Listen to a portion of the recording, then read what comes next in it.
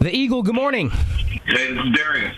Hey, good morning. Rucker. What's up, man? How you doing?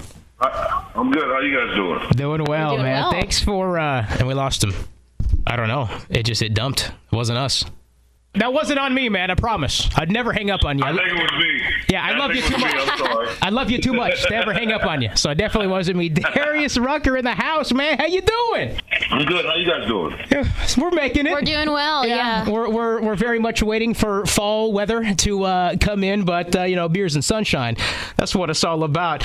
Just enjoying summertime, man. How you doing? Same as you, man. Just enjoying the summer, enjoying being back out on the road a little bit. I'm doing good. Good. Glad to hear it. We're going to get to all that. Really quick, though, man, I want to ask you about something because I've been a fan for a really, really long time, dating back to, the 94 good old days. I saw an interview that you were doing late, I don't know when you did it, pretty recent, but you were talking about when you guys first broke back in the mid-90s and how you guys were like a happy band compared to like the Nine Inch Nails, the Soundgardens, the Alice in Chains movement that was going on on the West Coast. And I started thinking about like what were some other good, cool bands that came out around the same time frame that weren't negative and weren't grunging. And the only thing that I could think about were the Toadies out of Fort Worth, and then I see that they're playing the Hootie Fest, and I thought, like, perfect. Can you talk a little bit about that time, bro, and just how weird that was for you guys? Was it weird to come out and be in a band that had like a positive message, in the midst of, drugs and heroin and all that crazy stuff? Grunge was king at the time.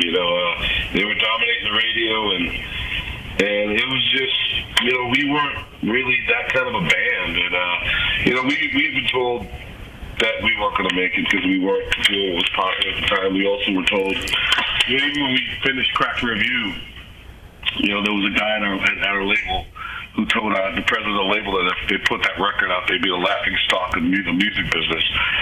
But, I guess he was wrong. Yeah.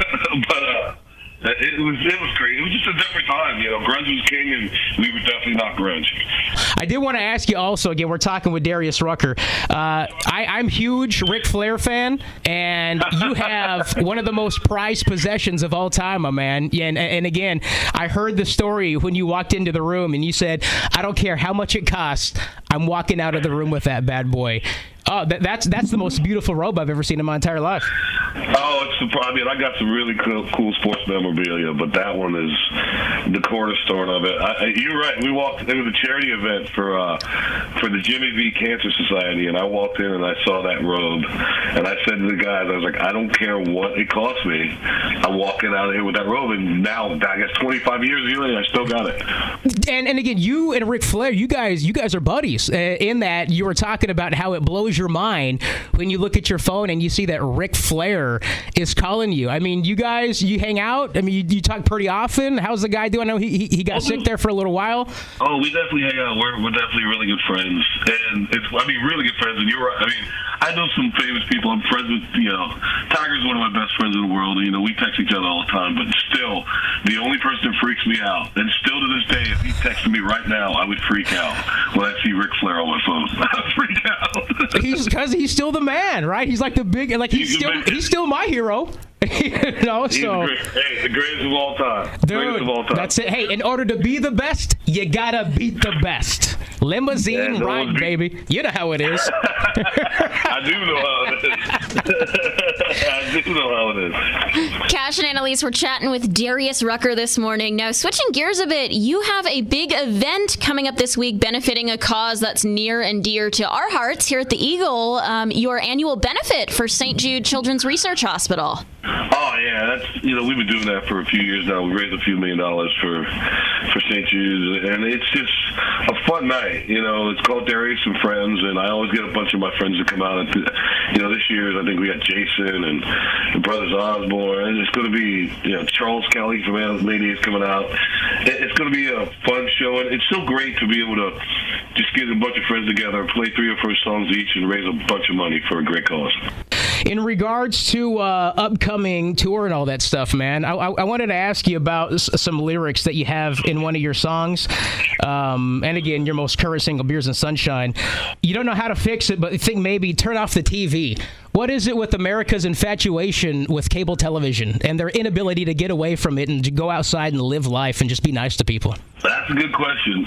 That's a good question. Darius, you don't have the answers. What's going on?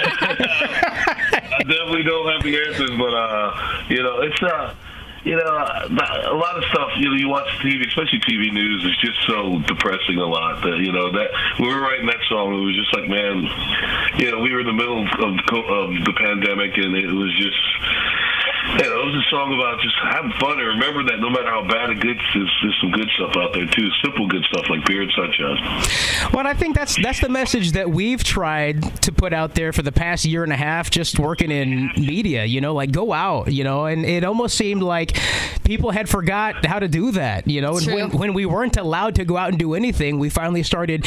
You couldn't find a bike in any store. You couldn't find a pair of roller skates in any store. So people, were actually going out and doing it. I just wish they would do more of it. Like back don't to go basics. Back. Yeah. Don't go watch TV. Go back, man. Go out to the ocean. Go out and listen to some live music. I think that's the best thing. I've never understood the idea that people would rather turn on their television sets and watch the news than actually go out and sit on their porch and have a beer. You know what I mean? I just think it's nuts, and I think that's the best way to do it, man. Don't know how to do it, just turn off the television. That's the best way to start. Exactly.